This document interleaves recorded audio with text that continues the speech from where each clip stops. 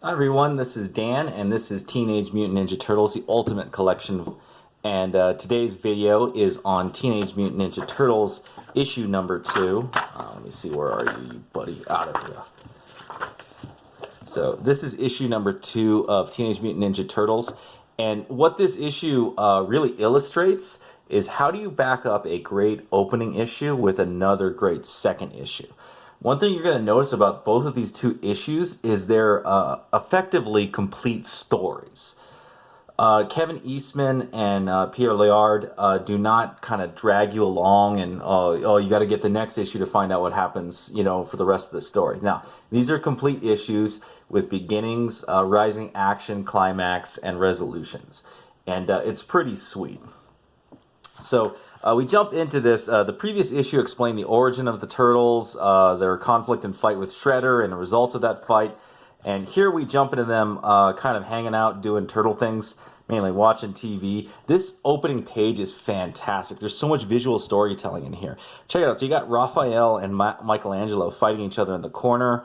You got Leonardo with his bandana off reading Dune. That's pretty cool. So Leonardo was always the philosophical, intellectual type, which made him apt to be the leader of the group. Again, I'm a Raphael fan, but I always kind of liked Leonardo a little bit after that.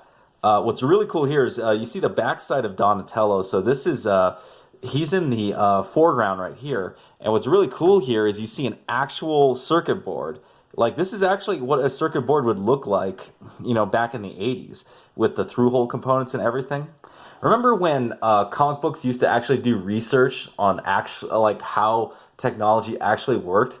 Like, I think the last time I've seen a comic book that actually did, electronics and technology right, it had to have been like way, way back, like an 80s comic. Most of the stuff nowadays, most comic book artists have no idea what they're looking at.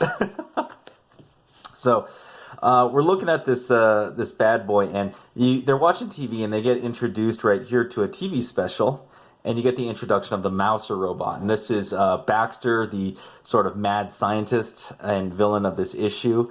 And here's April O'Neil, his assistant. Yes, this is the introduction of April O'Neil. And you see that this robot is kind of vicious. It's being used or advertised as a solution to the rat problem down in the cities in New York City. Or the sewers, I should say. And you get some visual foreshadowing right here. Check this out, like the rat problem, and you have a panel here of the Mouser robot, and here's a panel of Splinter just chilling out, like, oh boy. And then the turtles, they kind of are in the middle of a fight, and Splinter tells them to go clean up, and we pan over to April O'Neil. So April here is basically the computer engineer. She's a programmer for Baxter. Very interesting and very progressive at the time to have April O'Neil be a computer programmer and Baxter be a electrical mechanical engineer at this time. Now, in today's world, they wouldn't really do this very well. For example, April O'Neil wouldn't have a personality, and Baxter also wouldn't have a personality because most writers are too afraid to write both women and black men as actual human beings.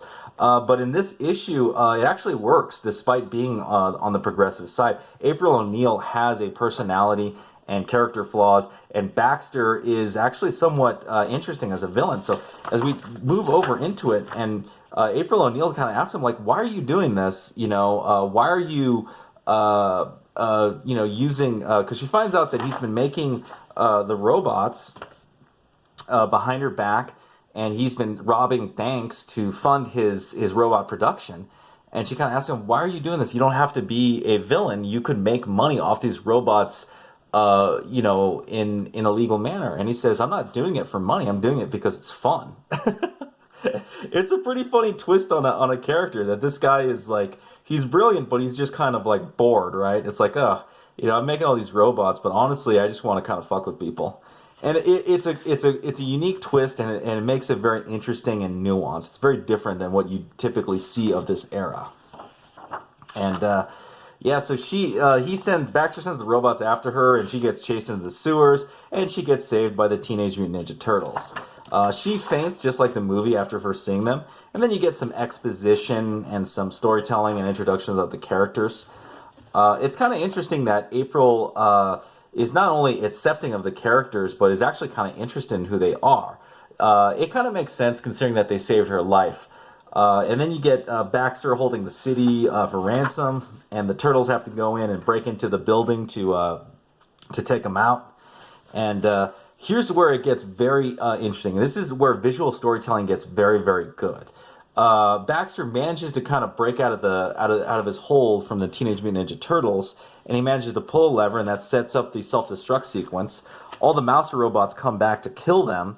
And April, as a computer software engineer, and Donatello, who's a bit of an electronics nerd, they work really hard in the lab to try to turn off the self-destruct sequence. In the meantime, Leonardo, Donatello, and Michelangelo go into the only entrance to their room, and here they run into all these Mouser robots, and they have to go fight these Mouser robots and hold them off while April and Donatello try to turn off the system.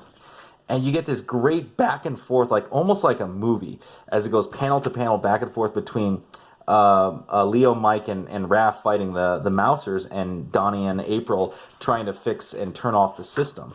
And oh man, look at these panels, dude. These are like, it's like going back and forth, and you're building up the action. It's great here where, Eastman and Laird are making April and Donnie sweat like crazy as they're trying to stop this stuff. And it's going like, oh god, double page spreads, baby. Oh, there's so many freaking nice double page spreads in here. This must have been like such a treat for people who picked this stuff up back in the 80s, because they were like, nobody's doing this. It's just freaking sweet, dude.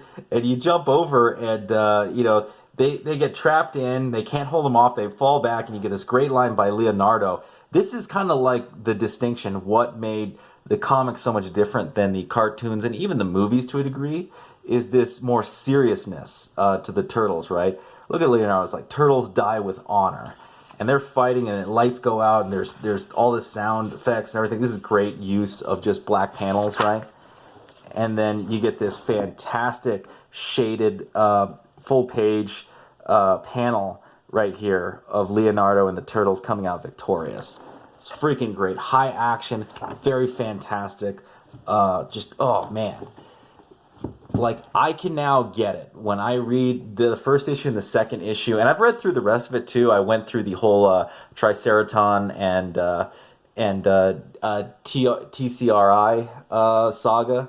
And it was good, but I didn't feel like I could go over all the issues in one video, so I just decided to do the second issue, which kind of struck me a lot because it's a closed-shut issue. Man, dude, I could see why these characters just blew up in the indie market back in the 80s. And in fact, I'm not surprised that they even became a show and whatnot. Though I feel like a lot is lost between the cartoons and the movies and this comic book. I still love the old 80s, 90s movies, but the comic is a real treat. I really enjoyed reading through this entire collection. Probably going to get the second collection too. Anyhow, how did I do? All right, here we go. So I practiced a more looser style for both my pencils and my pens. Let's get the original panel here so we can compare. So here's the original panel. As you can see, some things were changed. Mainly in the background, I moved the pipes. This pipe has been removed. It's just one pipe right here. I don't have as much shading in here, though. Some of this, I'm not sure if he did the shading by hand or if he used some sort of zipatone or layer shading to get this effect.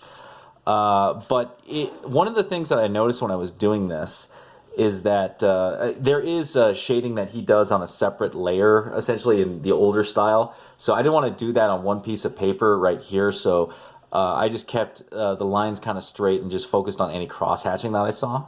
And it still looks very provocative and very sharp when I look at this. Especially, I feel pretty happy about the way I did this water splash as Leonardo pulls up his sword.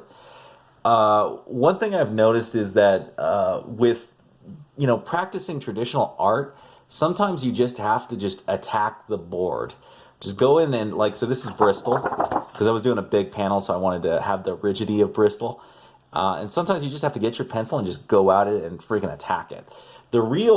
And that actually results in a pretty fast panel being made. But what I've noticed is that the real hard part is the inking. The inking is what takes you forever. And you really have to be careful when you're inking. You really have to take your time. You have to, in my case, I don't use a brush or like some kind of G pen or a nib pen.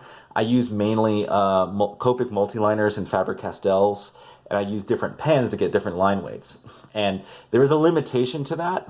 And you can kind of see that in certain areas I'm just holding too many of the same line weights, so it's not popping as much as you would like it to.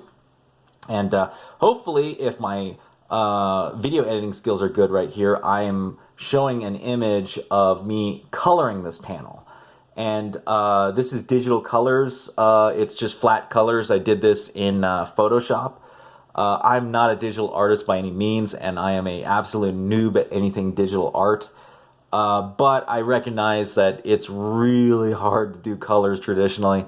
I don't recommend it on anyone. You're way better off doing it digitally. It's a lot better digitally, even though I'm not a digital artist. So I did want to show those flat, that I've been kind of working on that. Which brings me to sort of the last part of this video, which is kind of a channel announcement. So I am kind of slowing down the rate at which I do videos. Not because I'm stopping the channel or anything. It's because, frankly, I want to change my format to a more higher quality video. So probably more editing, try to make it a little more professional, add more graphics and maybe voiceover, right? I have a nicer microphone, but I've been using my, as you can tell, I've been using like a cell phone to do these videos just because it's so much more convenient. And the cell phone camera is just, like, honestly, it's a lot better than most cameras you buy at the store, which is kind of hilarious. I actually just have basically a little holder that's holding it onto my desk right now. And the other reason why I'm kind of slowing down production is I've kind of decided to do my own comic book. And part of that means I'm going to need to kind of slow down doing this and focus on actually drawing and writing my own comic book. I kind of have a big chunk of my script done, and I have like most of the layouts are kind of ready. I just need to go and actually attack a board, which is kind of what I've been doing with these videos. I've been kind of using them to practice to get better at penciling and inking. Now, one thing to note about doing these things is some of this art looks pretty good, but that I've been showing in the videos, but you got to remember that copying someone's panel is not the same as making your own panel and making your own characters from scratch. That is truly where the skill of an artist comes in. This is just me basically drawing what I see, which is, you know, it seems like it looks tough, but it's really just muscle memory and your eye-hand coordination really is what's going on here. So yeah, no, not ending the channel, just saying I'm just going to probably go to maybe a weekly format. I don't know what day I'll probably upload on, and I will do Secret Wars, and I will do, you know, Akira. I just got some BDs in, so definitely doing BDs. I'll be doing Judge Dredd and going back to manga, Berserk, One Piece JoJo, Teen Titans, New Mutants, and of course my beloved Uncanny X-Men. But got to kind of focus on quality and also my own comic book, which I'm not sure if I'm going to do an individual floppy or a graphic novel first. I might do both. We'll see. But that's kind of where it's going. So for those of you who kind of enjoy the more regular videos, sorry, I got to kind of focus on quality over quantity in the coming days. But, you know, I hope you've enjoyed all of this that I've been doing, kind of moving my channel in sort of a new chapter, I guess. And, you know, I really appreciate all of you guys who've been watching. I think my BitChute is at about 87 subscribers, and my YouTube is at 55 subscribers. It took a long time, and I'm growing like really, really slow, but I'm also in a category that doesn't really attract a lot of viewers. well, lately comic books have, but only if you're talking about how the comic book industry is dying. And that's like, I've already done a video on that, and I don't really want to repeat it over and over again. I kind of want to move forward to what I'd like to talk about now, which is, reviewing comic books, especially great comic books from the 80s, and making comic books from here on out. Anyhow, that's the video. Let me know what you think. If you liked the video, please hit the thumbs up. Subscribe if you haven't subscribed. Hit the bell for notifications. If you got any comments about Teenage Mutant Ninja Turtles issue number 2 or this piece of artwork, leave them down below, and I will see you next time.